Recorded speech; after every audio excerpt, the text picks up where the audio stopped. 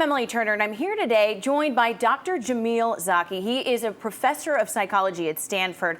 And Dr. Zaki, this is a really interesting time for so many students who've just graduated from college or from high school. And you would think that it's going to be a time for celebration, but in some instances, not so much.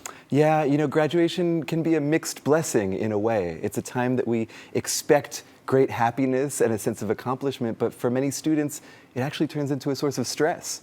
For one, they might not feel as good as they thought they would. There's oftentimes a lot of uncertainty around the future, and also it's a time that we're with our families, which, let's face it, can be great, but also can bring its own stress. Yeah, and so, how much do you think outside expectations weigh in on that? I remember thinking I'm graduating and now I have to make these massive decisions for the entire rest of my life right now. It's hugely stressful, and oftentimes students, especially at sort of really elite universities, feel a lot of pressure to already have a bunch of accomplishments before they even get out the gate, which is very difficult for them as well. So, is there an excuse to let them off the hook? Because they don't, right? You don't have to have your life decided at 22. I sure hope not. I certainly didn't.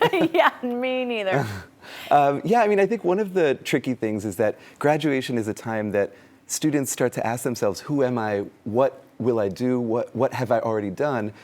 Ironically, one of the ways that we can get past that stress is by not focusing so much on ourselves, but rather on other people. For instance, by helping or connecting with others instead of worrying so much about us. Interesting. So instead of locking yourself in a room and writing a 5, 10, 15-year plan, what would your suggestion be to maybe these grads who are really, freaking out about the rest of their life and their future? Yeah, one of the ironies of stress is that it makes us feel as though we don't have the time or energy or bandwidth for other people.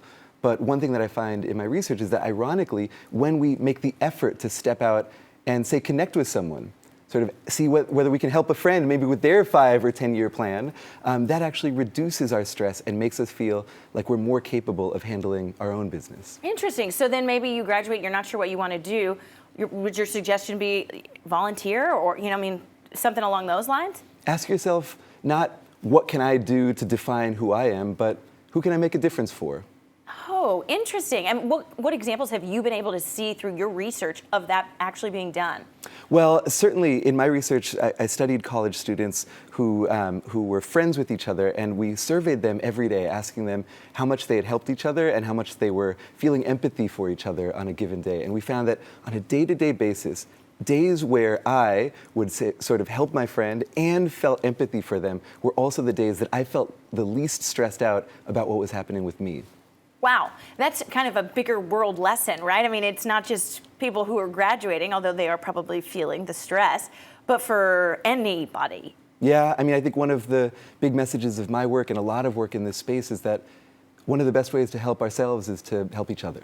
Yeah, interesting. Okay, well, so you've heard it here first. You know that if you want to help a grad, or you are a grad and you are struggling with this, be kinder and help someone else. And if you want to learn more about Dr. Zaki's work, you can buy his book, The War for Kindness. And we will be talking about the power of empathy in another segment, so be sure to stick around.